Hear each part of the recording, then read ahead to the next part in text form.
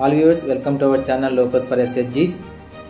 మాకు చాలామంది కామెంట్ రూపంలో అడుగుతున్నారండి, లోకోస్ వెబ్సైట్లో డైరెక్ట్గా block admin login, block program login కూడా ప్రాబ్లం వస్తుంది, ఓపెన్ అవ్వడం లేదని చెప్పి చాలామంది కామెంట్ రూపంలో ఫోన్ తీసి కూడా అడిగారు వీడియో పెట్టమని. దానికోసం ఈ వీడియో చేయడం జరుగుతుంది. మీరు ఒకసారి ఇక్కడ చూడండి, గతంలో ఉన్న మీ దగ్గర ఉన్న బ్లాక్ అడ్మిన్ లాగిన్ దానికి సంబంధించిన యూజర్ నేమ్ ఏదైతే ఇక్కడ మేము టైప్ చేసాం, కింద పాస్వర్డ్ మీరు గతంలో ఉన్న పాస్వర్డ్ కొడితే ఆటోమేటిక్గా మీకు అది యూజర్ నేమ్ ఇన్వాలిడ్ అని వస్తుంది.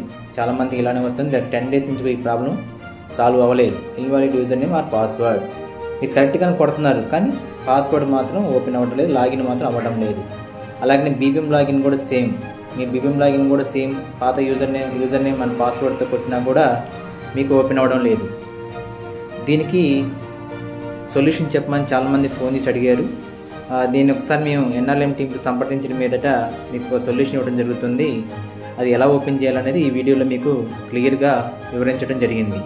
ఒకసారి చూద్దామండి. ఒకసారి ఇలా ఎన్నిసార్లు కొట్టినా కూడా మీకు లాగిన్ కానీ ఓపెన్ అవ్వకపోతే ఓపెన్ అవ్వదండి. పాత యూజర్ నేమ్ అండ్ పాస్వర్డ్తో లాగిన్ ఓపెన్ అవ్వదు. అందరు కూడా మీ పాస్వర్డ్ యూజర్ నేమ్ రీసెట్ చేసుకోమని చెప్పడం జరిగింది. దాంట్లో భాగంగానే మీకు తెలియపరచడం కోసం ఈ వీడియో చేయడం జరుగుతుంది.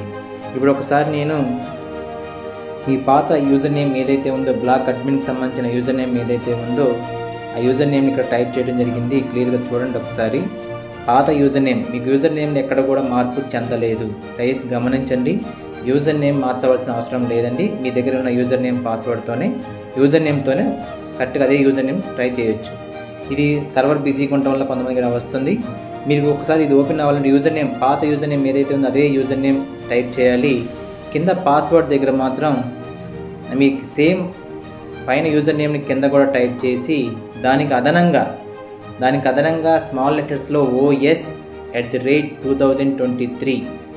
దయచేసి గమనించండి, ఇది స్టేట్ మొత్తం, ఇండియా మొత్తం కూడా ఇలానే చేస్తేనే మీకు లాగిన్ ఓపెన్ అవుతుంది. ఓకేనా? మీకు సర్వర్ బిజీగా ఉంటే ఓపెన్ అవుతుంది, సర్వర్ బిజీగా ఉంటే ఎర్రర్ అని వస్తుంది తప్ప ఆటోమేటిక్గా ఇది ఓపెన్ అవుతుంది. నేను ఒకసారి మళ్ళీ ఇక్కడ చూడండి, నేను బీపీఎం లాగిన్ ఓపెన్ చేశాను.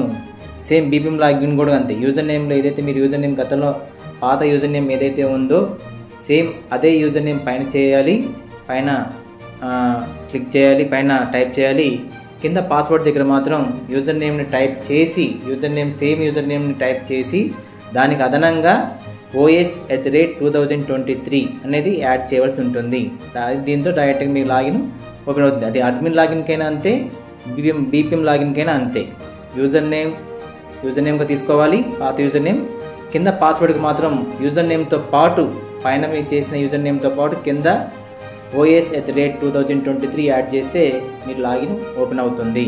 మీకు సేమ్ గతంలో ఓపెన్ అయిన తర్వాత మీకు ఎలా చేయాలో తెలుసు. అప్రూవల్ ఎలా ఇవ్వాలో, మై టాస్క్లో గ్రూపులు ఎలా ఉన్నాయి, ఎలా అప్రూవల్ ఇవ్వాలి, రిపోర్ట్ ఎలా చూసుకోవాలి, ఈ గతంలో మీకు చెప్పడం జరిగింది. ఓకేనా?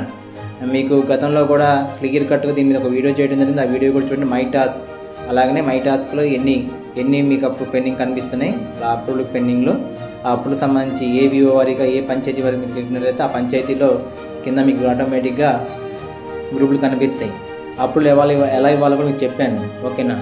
కింద మీకు సపోజ్ ఈ పంచాయతీలో ఇన్ని గ్రూపులు మీకు అప్రూవల్కి వచ్చి ఉన్నాయి. మీ లాగిన్కి ఆ లాగిన్లో మెంబర్స్ మీద క్లిక్ చేసినట్టయితే టు బి అప్రూవ్డ్ మెంబర్స్ మీద ఆటోమేటిక్గా మెంబర్స్ ఓపెన్ అవుతారు.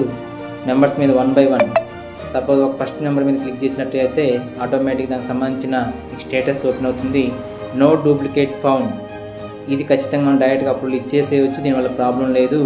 డూప్లికేట్ ఫౌండ్ వస్తే మాత్రమే దానికి సంబంధించిన రీజన్ పెట్టి రిజెక్ట్ చేయవలసి ఉంటుంది. టిక్ మార్క్స్ పెట్టి నో డూప్లికేట్ ఫౌండ్ కాబట్టి ఆటోమేటిక్గా అప్రూవ్ ప్రొఫైల్ చేంజెస్ ఆటోమేటిక్గా మీ మెంబర్ని అప్రూవల్ ఇవ్వచ్చు. ఇలా 10 మందిని ఇచ్చిన తర్వాత చివరిగా గ్రూప్ను కూడా ఇవ్వాల్సి ఉంటుంది. దయచేసి మేము కూడా చిన్న పొరపాటు చేసామని డైరెక్ట్గా ఎవరు కూడా గ్రూప్ని ఇవ్వద్దు. మెంబర్స్ మొత్తం కంప్లీట్ అయిన తర్వాత మాత్రమే గ్రూప్ని అప్రూవల్ ఇవ్వాల్సి ఉంటుంది.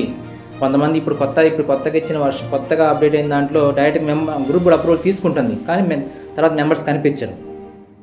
అలా ఎవరు చేయొద్దండి. మెంబర్స్ మొత్తం అప్రూవల్ ఇచ్చిన తర్వాత మాత్రమే గ్రూప్ని అప్రూవల్ ఇవ్వాల్సి ఉంటుంది. ముందు గ్రూప్ని ఇచ్చేసిన తర్వాత మెంబర్లు ఇద్దాం అనుకుంటే అది కుదిరే పని కాదు. గ్రూప్ని ఇచ్చిన తర్వాత మెంబర్స్ ఎవరు కనిపించరు. మీకు రిపోర్ట్లో పెండింగ్ చూపిస్తుంది, మెంబర్స్ మొత్తం పెండింగ్ చూపిస్తున్న తర్వాత మెంబర్స్ ఎక్కడ ఓపెన్ కనిపించరు మీకు అప్రూవల్ ఇవ్వడానికి. ఆ సమస్య మేము ఎదుర్కొన్నాం. దయచేసి ఎవరు కూడా అలా చేయొద్దు. ఇందాక చూశాను కదా, ఇక్కడ బ్లాక్ అడ్మిన్ లాగిన్ ఇప్పుడు ఓపెన్ చేశాను. ఇందాక ఎర్రర్ వచ్చింది, ఇప్పుడు ఓపెన్ చేశాను. చూసుకోండి, బ్లాక్ అడ్మిన్ లాగిన్ కూడా మీకు ఓపెన్ అవుతుంది. మా వీడియో కానీ నచ్చినట్టయితే please subscribe and like and share. ఇక్కడ మీకు ఒక ఎగ్జాంపుల్ యూజర్ ఐడి పాస్వర్డ్ ఎలా టైప్ చేయాలని ఇక్కడ చూపించడం జరుగుతుంది, చూడండి. థ్యాంక్ యూ అండి, థ్యాంక్ యూ వెరీ మచ్.